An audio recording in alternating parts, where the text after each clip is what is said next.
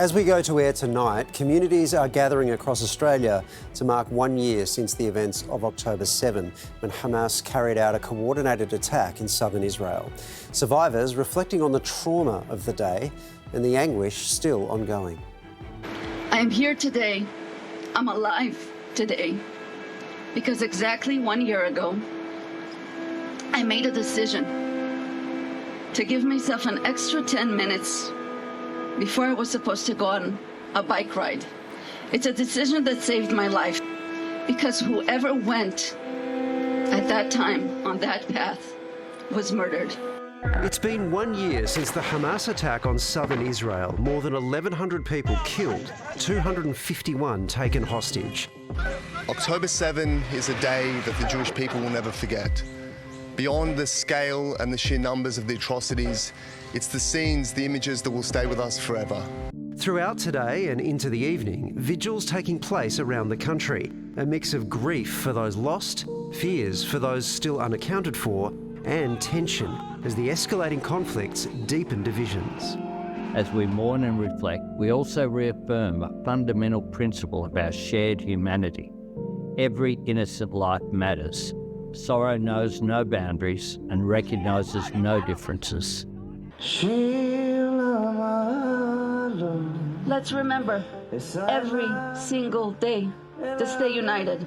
We owe it to those who fell, to those who were murdered. We owe it to the return of our 101 hostages. May they return home quickly and safely.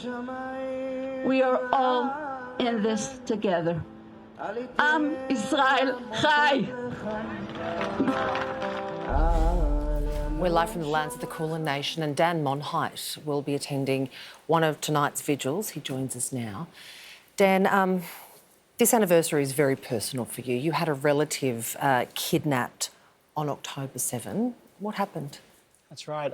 On the morning of October 7, my great aunt Margaret Moses was at her home on Kibbutz Nir Oz, where she's lived for most of her life. And just before 7 a.m, 250 terrorists stormed the kibbutz, where they murdered and kidnapped 1 in 4 residents before taking her back into Gaza, where she was held in captivity for 49 days. 49 days. And then, so I presume after that...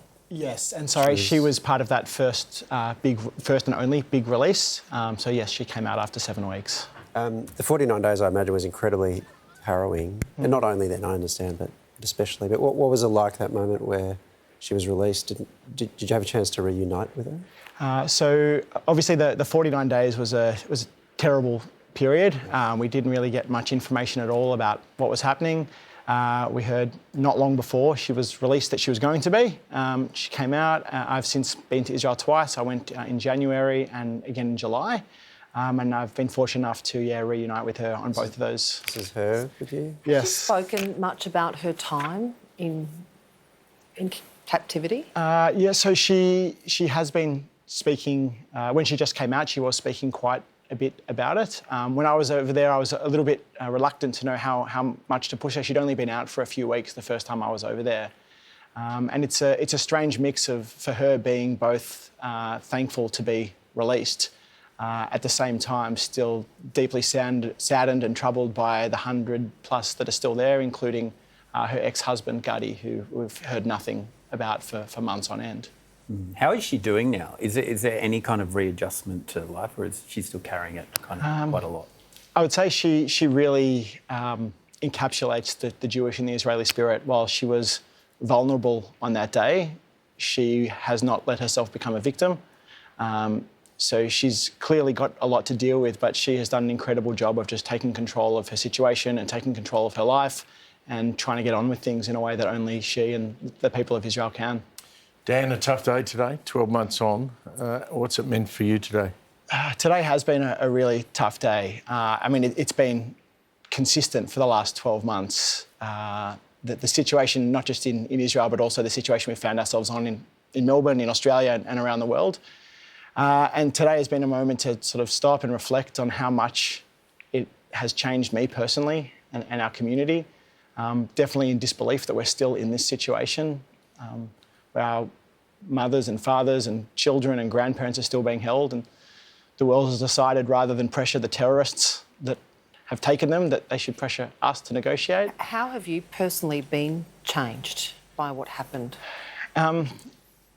As a Jewish Australian, you know, I've lived here my whole life. I'm 43 years old. For the first 42 years of my life, I can hand on my heart say I never experienced anything that would resemble anti-Semitism.